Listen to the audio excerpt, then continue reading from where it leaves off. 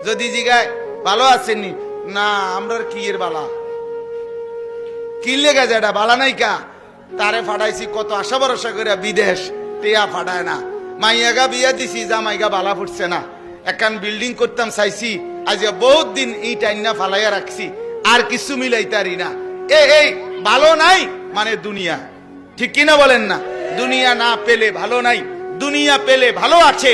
হায় মুসলমান, তাহলে আখেরাত কোথায়? আখেরাত কোথায় বাপ?